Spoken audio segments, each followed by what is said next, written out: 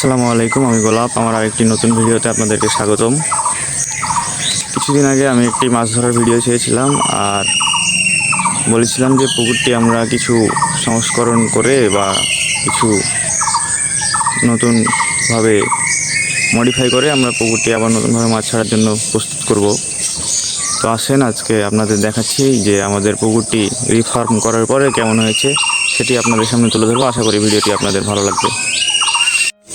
আপনারা দেখতেই পাচ্ছেন একদম বাড়ির পিছন থেকে শুরু করে নেট জাল দিয়ে ঘেরা হয়েছে এবং নিচেও মাটি দিয়ে ভালো করে নেটের নিচটা মাটির সাথে যুক্ত করে দেওয়া হয়েছে, যাতে বাইরে থেকে কোনো পোকামাকড় বা অন্য কোনো কিছু ঢুকতে না পারে। আর এই পাশে একটা গেট রাখা হয়েছে ছোট্ট, যাতে আমরা আমাদের বাইরে বাগানে যেতে পারি। ওইদিকে আমাদের আম বাগান আছে। এখানে আমাদের একটা কলার গাছ আছে, যেটা রেখে দেওয়া হয়েছে, এখান থেকে আমরা কলা খেতে পারবো। আর এই পাশ দিয়ে আপনারা দেখতেই পাচ্ছেন এটা একটা রাস্তার মতো হয়ে আছে। এই রাস্তাটা করার মেইন কারণ হচ্ছে আমাদের কিছু পাতি হাঁস আছে, যেগুলোকে গ্রাম্য ভাষায় বতকও বলা হয়। আর এই বতকগুলো যেন এই দিক দিয়ে ওঠানামা করতে পারে, সেই জন্য এই রাস্তাটা করা হয়েছে। আসুন এবার আমরা আস্তে আস্তে নিচের দিকে নামি।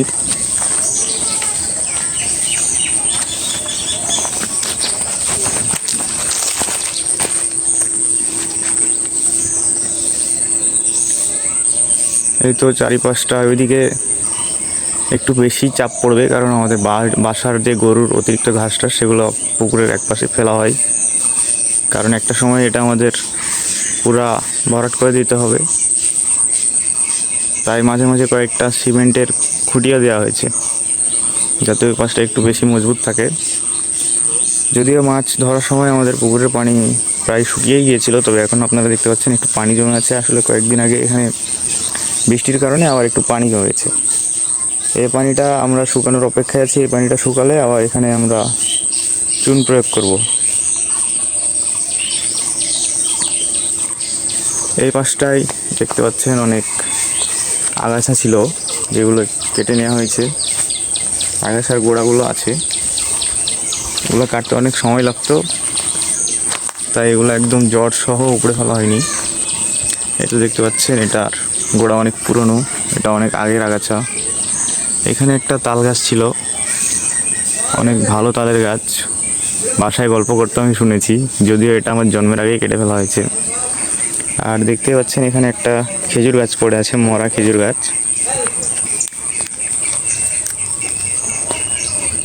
এই খেজুর গাছটি ছিল ওই যে ওই প্রান্তে পেঁপে গাছ দেখা যাচ্ছে ওই বরাবর।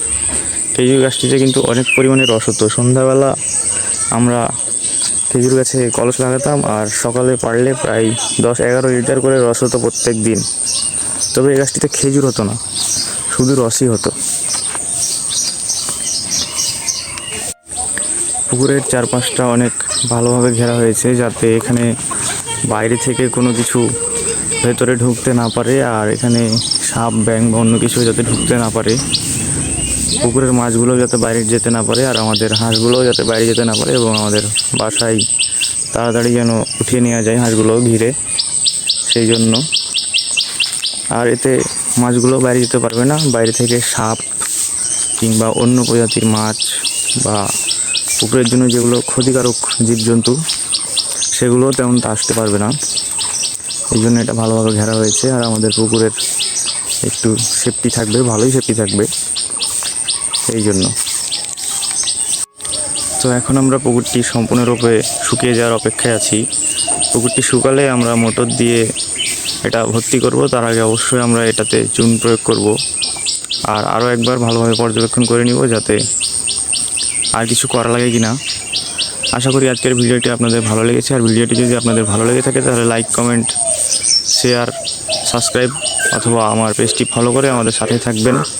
আজকের মতো এখানে শেষ করছি। সবাইকে ধন্যবাদ। আসসালামু আলাইকুম।